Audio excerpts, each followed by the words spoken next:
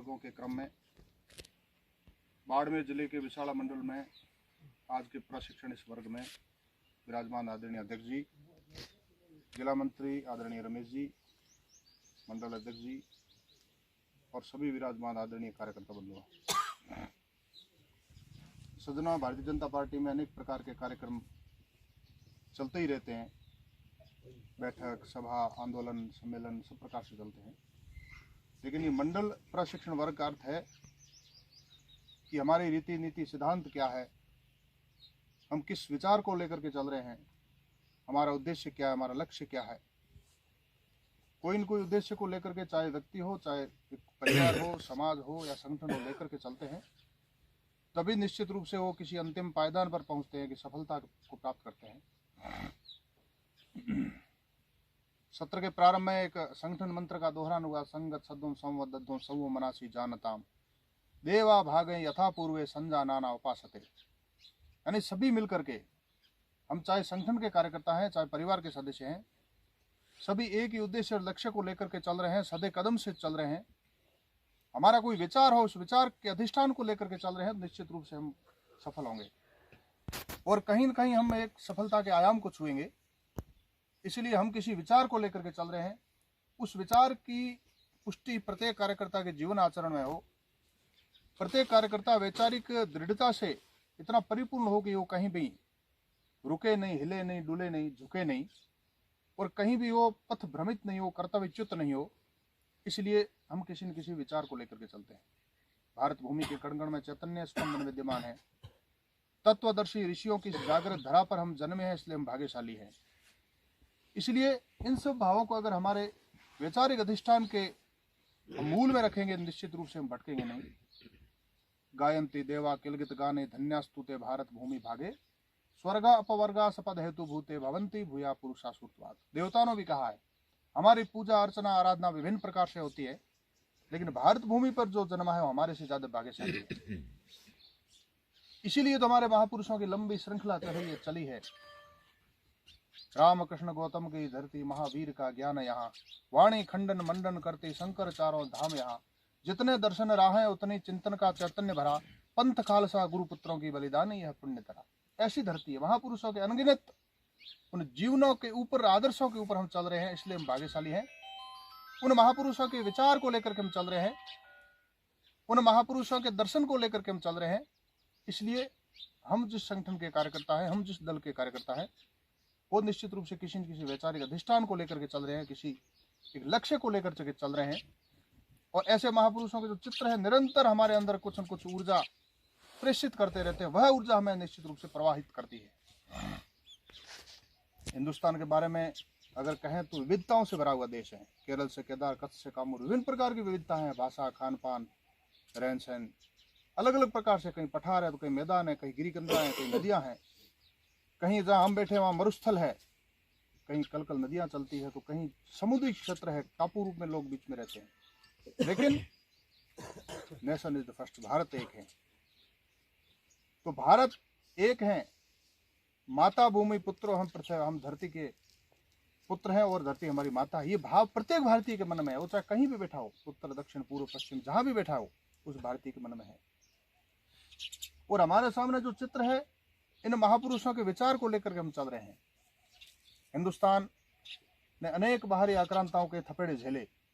विभिन्न प्रकार के आक्रांताओं ने आकर के सांस्कृतिक रूप से हमारे को क्षत विक्षत करने का प्रयास किया। अनेकों, सैकड़ों, हजारों, लाखों मंदिर ढहाए, लाखों मतांतरण किए और लाखों के रूप में नरसंहार हुए, भीषण नरसंहार हुए। इतना सब सहने के बावजूद आज भी हिंदुस्तान सांस्कृतिक रूप से दृढ़ है। ये बात अलग है कि 43 लाख वर्ग किलोमीटर से इस प्रकार के से घिरा हुआ विशाल भूभाग वाला हिंदुस्तान वर्तमान में केवल 32 लाख वर्ग किलोमीटर तक सिकुड़ गया है। लेकिन सांस्कृतिक रूप से हमारा जो वैचारिक अधिष्ठान है वो क्षीण नहीं हुआ। कब? तभी तो कहते हैं यूनान मिस्र रोमा मिट गए जहाँ से। कुछ बात है कि हस्ती नहीं मिटती नहीं हमारी, वो बात यही है। ऐसे महापुरुषों ने समय समय पर अपना जीवन देकर के, बलिदान देकर के, और समय समय पर उन्होंने अपने वैचारिक अधिष्ठान से इस सांस्कृतिक द्वैत को जीवंत रखा है। इसलिए भारतीय जनता पार्टी किन विचारों से अनुप्राणित हुई है और क्यों बनी है, इसके हम अगर अतीत में इतिहास में जाएंगे तो हमारे को निश्चित रूप से उन महापुरुषों से प्रेरणा मिली है, तभी आज भारतीय जनता पार्टी का विशाल वटवृक्ष जो हमारे सामने विद्यमान है, हिंदुस्तान ही नहीं, हिंदुस्तान में रहने वाले विविधताओं वाले सभी वर्ग भी नहीं, बल्कि विश्व भी आशा भरी नजरों से देख रहा है। भारत 1947 में स्वतंत्र हुआ, स्वतंत्र तो हुआ, दिखने में स्वतंत्र हुआ, भौतिक रूप से स्वतंत्र हुआ, ऐसा लगा कि अंग्रेजों ने भारत को छोड़ दिया और वो यहाँ से चले गए। साथ में भारत एक विखंडित भी हो गया। पाकिस्तान और बांग्लादेश हमारे ही अभिन्न अंग थे, तो भारत से अलग हो गए। उससे पहले भी 1876 में अफगानिस्तान हमारे से अलग हुआ, 1904 में नेपाल, 6 में भूटान, 35 में म्यांमार, 37 में श्रीलंका, ये पहले से अलग हो गए थे। और 1947 में 2 घटनाएं हुई, भारत का विभाजन हुआ और भारत स्वतंत्र हुआ। हम उसको यही माने कि भारत एक तरह से स्वतंत्र हो गया, दिखने में स्वतंत्र हो गया। हमारे यहाँ पर शासन करने वाले अंग्रेज यहाँ से भारत को छोड़ करके चले गए, लेकिन वैचारिक रूप से भारत स्वतंत्र नहीं हुआ। थोड़ा सा मोबाइल लेंगे, वैचारिक रूप से हम गुलाम बने रहे। हिंदुस्तान में जो भी राष्ट्रीय निर्णय होते थे, ब्रिटेन का यहाँ हस्तक्षेप चलता था, पाकिस्तान का भी यहाँ हस्तक्षेप चलता था, क्योंकि निरंतर यहाँ पर शासन करने वाली कांग्रेस वो सेकुलर के पथ पर चल रही थी, वो तथा कथित धर्मनिरपेक्षता के उस पथ पर चल रही थी, उस राह पर चल रही थी। और इसी वजह से भारतीय जनसंघ की स्थापना हुई, अन्यथा राजनीतिक दल बनाने की आवश्यकता थी। हिंदुस्तान में विभिन्न प्रकार के क्रांतिकारियों ने बलिदान देकर के हिंदुस्तान को आज़ाद कराया, और विशेष करके पश्चिमी बंगाल में कहें या इस दक्षिण की तरफ कहें, तो बहुत सारे हमारे क्रांतिकारियों ने संगठित होकर के और देश को स्वतंत्र कराने में महत्वपूर्ण भूमिका निभाई। इसलिए उस बलिदान को हम भूले नहीं, उन महापुरुषों के जीवन को भूले नहीं, उस त्याग तपस्या समर्पण को हम भूले नहीं। और लेकिन वो जो एक आंदोलन था, वो कांग्रेस उस आंदोलन का नाम था। कांग्रेस का उस समय कोई राजनीतिक दल नहीं था, लेकिन भारत आजाद होने के बाद में नेहरू की अति महत्वाकांक्षी नीति ने कांग्रेस को राजनीतिक दल के रूप में रूपांतरित कर दिया। कांग्रेस पहले राजनीतिक दल नहीं था, भारत को अंग्रेजों से मुक्त कराना है, अंग्रेजों से भारत को खदेड़ना है। वो जो आंदोलन था, क्रांतिकारियों का एक जो आंदोलन था, उसका नाम कांग्रेस था। और भारत आजाद होने के बाद में कांग्रेस का हम सब समझ सकते हैं कि निरंतर 60 वर्षों तक ये जो शासन रहा, ये तुष्टिकरण वाला शासन रहा, राष्ट्र विरोधी नीतियों वाला शासन रहा, एक ही दिशा में चलने वाला उनका शासन रहा। राष्ट्रवाद की उपेक्षा की गई और समाज के एक सर्वांगीण विकास की उपेक्षा की गई, समूचे देश के आर्थिक उन्नयन की उपेक्षा की गई। इसी वजह से उस समय हम सभी जानते हैं कि भारत की प्रथम सरकार में कैबिनेट मंत्री डॉक्टर भीमराव अम्बेडकर और श्यामा प्रसाद मुखर्जी, जो कि कैबिनेट मंत्री थे, उन्होंने इस तुष्टिकरण की नीति की वजह से, और उन्होंने अनेक लियाकत अली वाला जो समझौता हुआ, पाकिस्तान बनने के बाद में पाकिस्तान में हिंदुओं के साथ में एक तरह से दुर्व्यवहार होता था, उनका वहाँ पर एक तरह से शोषण हो रहा था। उस समय लियाकत अली के साथ में नेहरू ने बैठ करके समझौता किया और पाकिस्तान में हिंदुओं के संरक्षण करने का वादा किया गया। यही सबसे बड़ी भूल थी, और संरक्षण नहीं कर रहे थे, हिंदुओं के साथ में निरंतर अत्याचार हो रहा था। इसी से आहत होकर के डॉक्टर भीमराव अम्बेडकर और डॉक्टर श्यामा प्रसाद मुखर्जी ने कैबिनेट मंत्री से तुरंत इस्तीफा दे दिया। इस्तीफा देते ही उनको लगा कि हिंदुस्तान में किसी एक राजनीतिक दल को बनाने की आवश्यकता है। उस समय राष्ट्रीय स्वयं संघ के तत्कालीन पूजनीय सरसंघ चालक पूज्य गुरु जी के पास गए। उन्होंने कहा कि हिंदुस्तान में एक अलग राजनीतिक दल बनाने की आवश्यकता है, जिसका अधिष्ठान भारतीयता हो, जिसका अधिष्ठान सांस्कृतिक राष्ट्रवाद हो, जिसका अधिष्ठान अर्थायम हो, जिसका अधिष्ठान विकेंद्रीकरण हो, जिसका अधिष्ठान लोकतंत्र हो शुद्ध रूप से। और हम सभी जानते हैं कि 1951 में भारतीय जनसंघ की स्थापना की। श्यामा प्रसाद मुखर्जी उसके अध्यक्ष चुने गए, दीनदयाल उपाध्याय उसके महामंत्री चुने गए। और उसके बाद में हमने वो क्रम देखा कि हिंदुस्तान में कांग्रेस, समाजवाद और साम्यवाद, ये 3 अलग अलग प्रकार से शासन कर रहे थे। कांग्रेस एक मिश्रित अर्थव्यवस्था थी, और समाजवाद एक सामुदायिक अर्थव्यवस्था थी, और साम्यवाद सरकारी निरंकुश सर्वहारा का एक तरह से तानाशाही रवैया। इस प्रकार से 3 विचारधारा चलती थी। और उस समय भारतीय जनसंघ बना, उस भारतीय जनसंघ का जो स्वर है अत्यंत क्षीण था, विपक्ष इतना मजबूत नहीं था, और यही लोग भारत की मुख्य राजनीतिक मूल विचारधारा बने हुए थे। और भारत का चिंतन, राजनीतिक चिंतन इन्हीं के दिशा में जो एक निश्चित होता था, लोग उसी दिशा में सोते थे। और उसके बाद में स्वतंत्र पार्टी बनी। स्वतंत्र पार्टी भी कहीं न कहीं पाश्चात्य और तथाकथित धर्म निरपेक्षता की अनुगामी रही। और धीरे धीरे हम सभी जानते हैं कि भारतीय जनसंघ ने इसका प्रबल विरोध करना शुरू किया कि तथाकथित धर्म निरपेक्षतावादी नीति, कि पाश्चात्य का आप जो एक अंधानुकरण कर रहे हैं, ये हिंदुस्तान के लिए निश्चित रूप से घातक है। और 1967 में भारतीय जनसंघ भारतीय इस राजनीतिक व्यवस्था का सबसे बड़ा विपक्ष बन गया। उस विपक्षी भूमिका में भारतीय जनसंघ ने धीरे धीरे विरोध करना प्रारंभ किया। हम सबको जब ठीक नहीं लगता तो हम विरोध तो करते हैं, लेकिन हम सभी जानते हैं कि जब हमारी आवाज क्षीण होती है, कमजोर होती है, उसको सुना नहीं जाता कभी भी। जैसे ही एक प्रमुख विपक्षी दल की भूमिका में भारतीय जनसंघ आया, उसका जो विरोध है मुखर होता गया, प्रबल होता गया। और धीरे धीरे हम सभी जानते हैं कि विचार शून्य ये जो राजनीतिक दल है, इसको जातिवाद के माध्यम से भरने का प्रयास किया गया।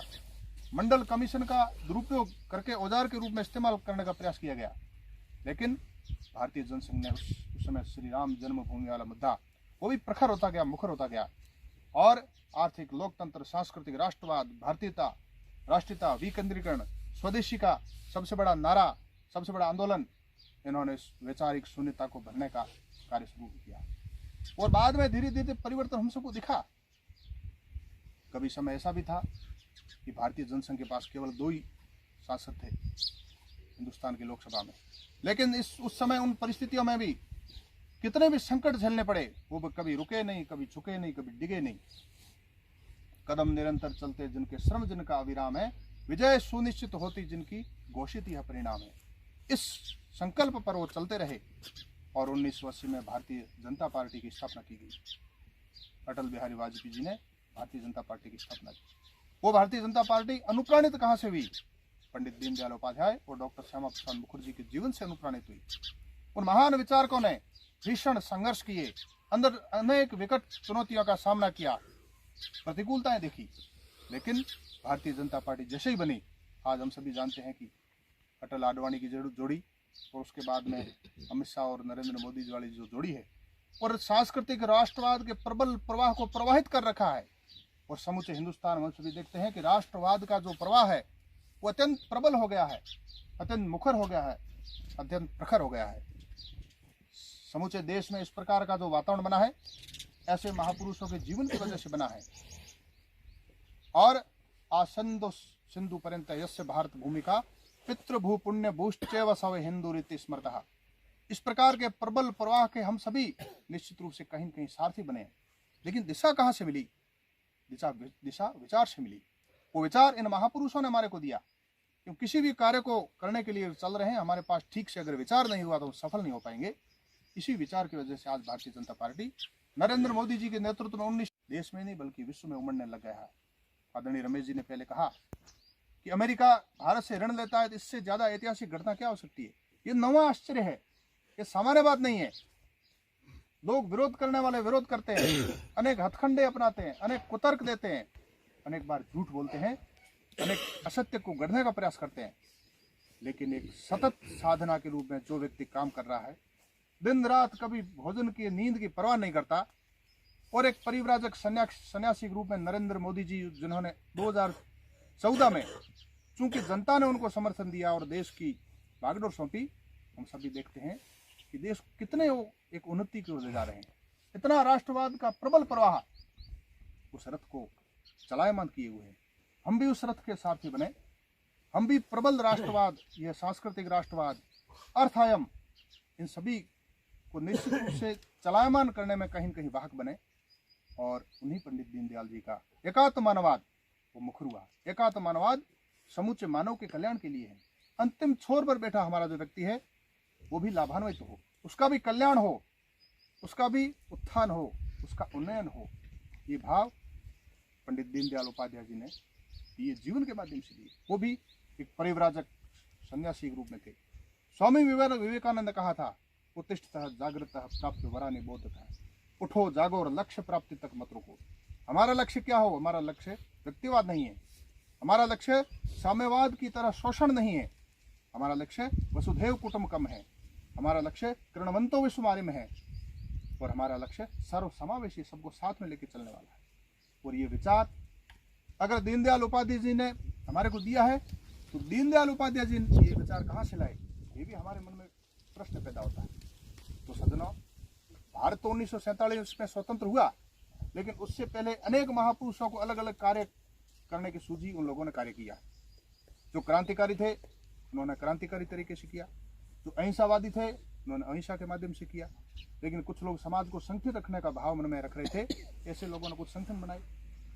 उसी क्रम में एक गोल्ड मेडलिस्ट डॉक्टर, उन्होंने 1925 में राष्ट्रीय स्वयंसेवक संघ की स्थापना की, जिसको सामान्य बोलचाल की भाषा में लोग आरएसएस कहते हैं।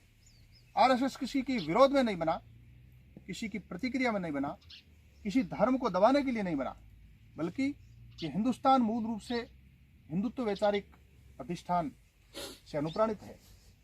मैंने पहले भी कहा है, हिमालयम समारभ्य यावद हिंदू सरोवरम तम देव निर्मितम देशम हिंदुस्तानम प्रचक्षते। यह देव निर्मित देश है, ये सामान्य देश नहीं है। मनुष्य में जितने भी गुण होते हैं, मानवता के गुण, वो हिंदुस्तान में मनुष्य के आचरण व्यवहार में है।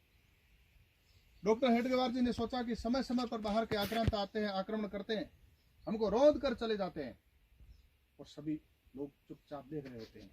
एक श्लोक है, स्वदेशे पतिते कष्टे दूरस्था लोके अंतिये नैव च प्रतिकुर्वन्ति ते नरः शत्रु नंदना। हमारे सामने देश लुट रहा, पिट रहा है, और हम सभी चुपचाप अगर देख रहे होते हैं तो हम भी उसकी कहीं न कहीं सहभागी है। तो हमारा समाज संगठित कैसे हो? हमारे समाज में ऊंचा नीचा, छोटा मोटा, अनेक प्रकार के भेदभाव है। इन भेदभावों को समाप्त करके एक ही जाजम पर लाकर के समाज को कैसे बिठाना है, ये भाव आए पूज्य केशव बलिराम हेडगेवार के।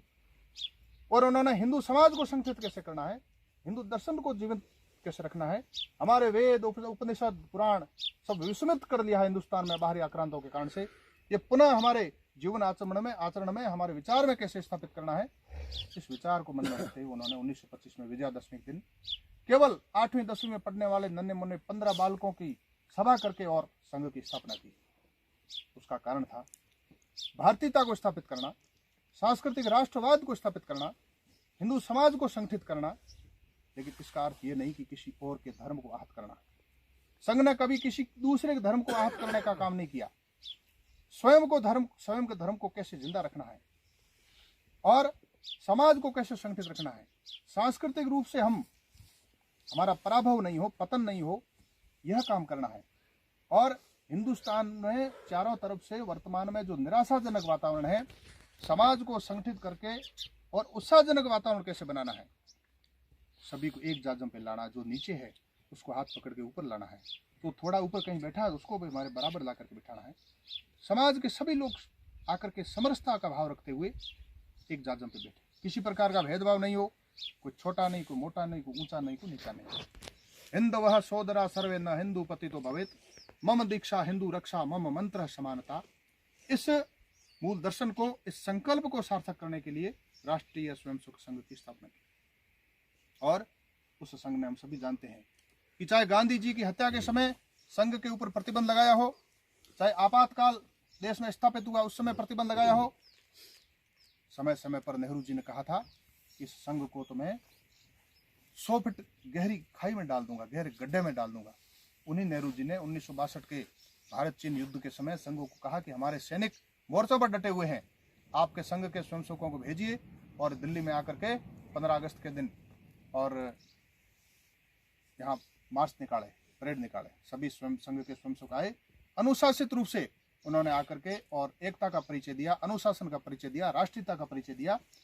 एक सधे कदमों से चल करके और वयम पंचाधिका शतम, इस सूत्र को किस प्रकार से, संकल्प को आकर के सार्थक किया। उस दिल्ली के लाल किले की प्राचीर के पास में सधे कदमों से चलते हुए संगत सदुम संवदुम समो मनासी जानताम देवा भागे यथा पूर्वे संजानाना उपासते के भाव को अपने जीवन व्यवहार से सार्थक होते हुए नेहरू जी ने देखा। उसके बाद में हम सभी जानते हैं कि जितने भी सेवा कार्य आए, प्राकृतिक आपदा आई और भीषण संकट आए, संघ के स्वयंसेवकों ने बढ़ चढ़ करके मानवता का विचार मन में रख करके और अनेकों कार्य किए। चाहे वो जम्मू कश्मीर में बाढ़ आई हो, चाहे अरुणाचल प्रदेश में बाढ़ आई हो, चाहे पूर्वोत्तर में कभी प्राकृतिक आपदा आई हो, संघ के स्वयंसेवकों ने बढ़ चढ़ करके हिस्सा लिया। अरुणाचल प्रदेश में एक बार प्राकृतिक आपदा आई, बाढ़ आ गई, संघ के स्वयंसेवक निकर पहने हुए और गए, वहां काम किया, राहत का कार्य किया, उसमें सभी थे।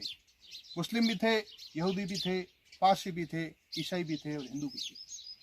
जब मुस्लिम लोगों को वहां से बचा रहे थे संघ के स्वयंसेवक, एक बड़े कांग्रेसी नेता के मुंह से निकल गया, आरएसएस का मतलब है रेडी फॉर सेल्फलेस सर्विस, यानी निस्वार्थ भावना से सेवा कार्य के लिए तत्पर रहना, ये संघ का मूल दर्शन है। वो कांग्रेस का बड़ा नेता था, सदैव संघ का विरोधी रहा, लेकिन संघ की उस कर्तव्य निष्ठा को देख करके, समर्पण को देख करके और उस एक तरह से अपने जीवंतता के माध्यम से, कर्मठता के माध्यम से एक सेवा भाव, मानवता भाव उनमें जो देखा, कांग्रेस के मन से विचार निकले। इसलिए सज्जनों, यह जो भारतीय जनता पार्टी जो संगठन है, यह जो राजनीतिक दल है, ये केवल सत्ता के लिए नहीं है। लोग सोचते होंगे कि प्रधान, प्रमुख, विधायक और सांसद बनने के लिए ही है केवल भारतीय जनता पार्टी, ऐसा नहीं है। हाँ, प्रधान बनते हैं, प्रमुख बनते हैं, विधायक, सांसद सब बनते हैं, मुख्यमंत्री, प्रधानमंत्री भी बनते हैं, लेकिन भारतीय जनता पार्टी का मूल दर्शन है, मूल उद्देश्य है राजनीति के माध्यम से समाज में परिवर्तन करना, राजनीति के माध्यम से व्यवस्था में परिवर्तन करना, राजनीति के माध्यम से किन्हीं कारणों से हम बाहरी आक्रांतों के कारण हमारे मूल अधिष्ठान सांस्कृतिक राष्ट्रवाद को विस्मृत कर चुके हैं, उनको पुनः स्मरण में ला करके हमारे संकल्प के रूप में एक जाज्वल्यमान किरणों के रूप में धधकते सीने में संकल्प को स्थापित करते हुए और अभी सच्चे सभी सीमा के सजग प्रहरी बन करके राष्ट्रवाद के इस प्रवाह में वाहक बने, ये है भारतीय जनता पार्टी की कार्य। और भारतीय जनसंघ की स्थापना 1952 में जिन महापुरुषों ने के मन में लक्ष्य लेकर के जिस प्रकार से बनाई थी, वो सतत प्रवाह प्रवाहित रहा। 1980 में भारतीय जनता पार्टी बनी, आज हम 2021 में बात कर रहे हैं। 1952 में छोटा सा बीज बोया था लोकतंत्र का, स्वस्थ लोकतंत्र का, वह बड़ा पौधा बन करके 1980 में भारतीय जनता पार्टी के रूप में बना और आज वट वृक्ष के रूप में एक विशाल वृक्ष बना हुआ है। उस वृक्ष की प्रत्येक टहनी और पत्ते पर राष्ट्रवाद लिखा हुआ है, भारतीयता लिखा हुआ है, लोकतंत्र लिखा हुआ है, विकेंद्रीकरण लिखा हुआ है, स्वदेशीकरण लिखा हुआ है और हम सभी भारतीय हैं, ये लिखा हुआ है। और हिंदुत्व के विचार को हम पुष्ट कर रहे हैं, हम सभी धर्मों का सम्मान कर रहे हैं, लेकिन हमारे धर्म के साथ अगर अपमान हो रहा है तो हम उसको सहन नहीं करेंगे और उसका हमने प्रतिकार किया है। विभिन्न प्रकार की हमने जो चाहे सर्जिकल स्ट्राइक की है, चाहे एयर स्ट्राइक की है, चाहे इस गलवान घाटी में चीन के गुरूर को समाप्त किया है, चाहे पाकिस्तान में बार बार नापाक हरकतें की उसका एक माकूल जवाब दिया है, ये हिंदुस्तान ने किया है। तो ये इस प्रकार की प्रतिक्रिया होने का एकमात्र कारण है, ये जो विचार आया है, ये विचार हमारे जीवन व्यवहार में रहा है। इस विचार के प्रबल प्रवाह को लेकर के उस नाव पर हम चले हैं, तब हमने इस देश को मजबूत किया है। और आज समूचा देश हम जहाँ भी जाते हैं कि जहाँ तिलक, गांधी और अरविंद घोष के राष्ट्रवाद को भुला दिया गया था, उस साम्यवाद ने कांग्रेस में घुस करके कांग्रेस के अंदर के गांधीवादी उस मूल सिद्धांत को बाहर फेंक करके वैचारिक रूप से जो अकादमिकों में और विश्वविद्यालय में जो जम गए थे, आज हम सभी जानते हैं कि बीते युग की पाश्चात्य प्रणीत विचारधाराओं के स्रोत सूखने लग गए हैं और हिंदुस्तान का प्रचंड राष्ट्रवाद का प्रवाह हमारे को दृष्टिगोचर हो रहा है। और ये चारों तरफ जो वातावरण बना हुआ है, हम सभी जानते हैं कि अकादमिकों में और विश्वविद्यालयों में अर्थायाम, आर्थिक लोकतंत्र, सांस्कृतिक राष्ट्रवाद और एकात्म मानववाद के शोध प्रारंभ हो गए हैं और शिक्षा का अनुपनिवेशीकरण की प्रक्रिया प्रारंभ हो गई है। और इस राष्ट्रवाद के प्रवाह को हम भी आगे जारी रखें। प्रत्येक व्यक्ति का कल्याण होना चाहिए, अंत्योदय योजना सार्थक हो और मोदी सरकार जो जितनी भी योजना है वहां से लागू कर रही है, वहां से रुपया आ रहा है।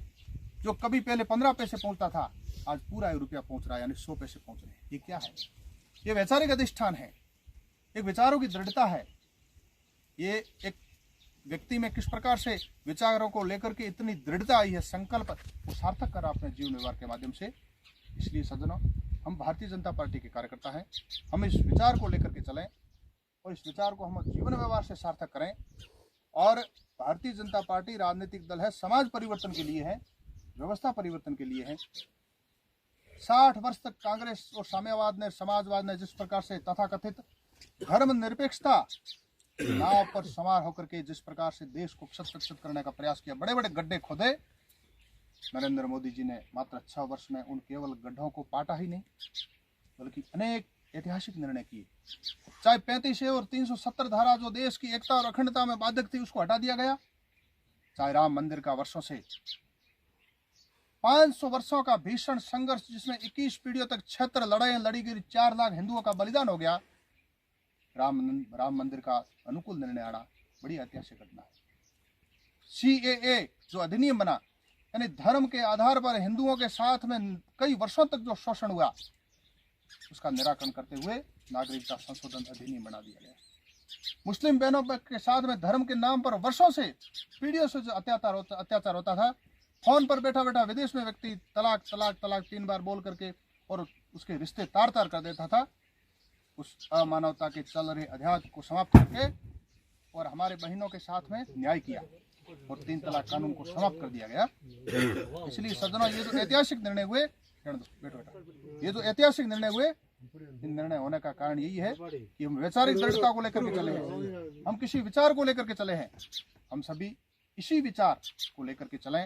हमारे जीवन धारा में ये विचार दृढ़ हो, राष्ट्रवाद के प्रबल प्रवाह के वाहक बने और यह मानवता का भारतीय जनता पार्टी में जिस प्रकार से समय समय पर पाठ पढ़ाया जाता है, समय समय पर अंत्योदय योजना और एकात्म मानववाद के माध्यम से व्यष्टि समष्टि और परमेष्टि का हमें जो एक मूल मंत्र दिया जाता है, इसी मंत्र को हम हमारे मन में संकल्प रूप में रख करके और हम राष्ट्रवाद को एक तरह से समूचे देश में नहीं बल्कि समूचे हिंदुस्तान में, चूंकि वसुधैव कुटुंबकम के हम अनुगामी हैं, हम मजबूत करें। कभी देश में ऐसा भी समय था कि हमारे पास केवल 2 ही सीटें थी, केवल 2 ही सदस्य थे। उस समय अटल बिहारी वाजपेयी जी ने कहा था, थे अकेले हुए अब इतने। धीरे धीरे हमारा परिवार बढ़ा, कुटुंब बढ़ा, आज विशाल वटवृक्ष के रूप में हम विश्व की आशा भरी दृष्टि का केंद्र बने हुए हैं। वाजपेयी जी ने कहा था, थे अकेले हुए अब इतने, तब नहीं डरेंगे तो भला अब क्यों डरेंगे। विरोधों के सागर में चट्टान है हम, जो हमसे टकराएगा मौत अपनी मरेगा। लिया ध्वज हाथ कभी न झुकेगा, बढ़ रहा है कदम कभी न रुकेगा।